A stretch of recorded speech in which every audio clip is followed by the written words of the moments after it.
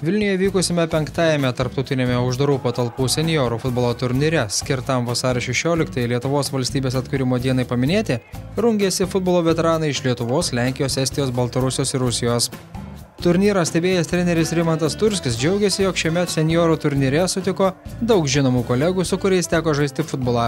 Matosi, kad žmonės kažkada žaidė futbolą ir neblogai žaidė, tai kad buvo įdomu pasižiūrėti, buvo ir iš Alytaus pažįstamų veidų, ir mūsų Vilniečių buvo, ir buvo mūsų Vilniečių žalgiriečių iš legendinių Žalgirio, su kuriais kartu žaidžiau, taip kad tribūnai buvo malonu pasėdėti. Tarp tokių tribūnų sėdėjo daug mano draugų, kurie stebėjo, bet jau patys nežaidė.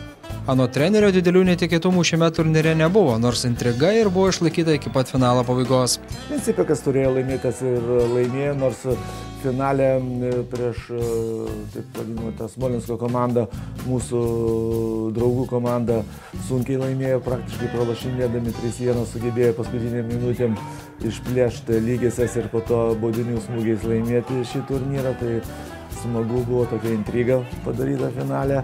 Turnyre dalyvavęs legendinio Žalgirio žaidėjas Edvardas Malkevičius, nulėmęs finalo rezultatą, neslėpė, jog smagu prisiminti senus gerus laikus. Tikrai buvo įdomus turnyras, kai kurie ir žaidėjai, kurie žaidė Žalgiryje dalyvavę buvo, senais laikais žaidė Žalgiris, Kristovas, Mackevičius.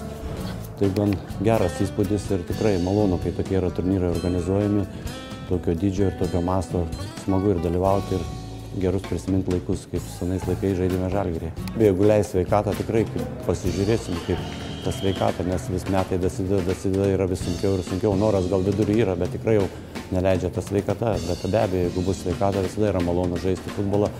Ir be futbolo tikrai yra sunku gyventi, nes visas gyvenimas praktiškai yra atiduotas futbolui.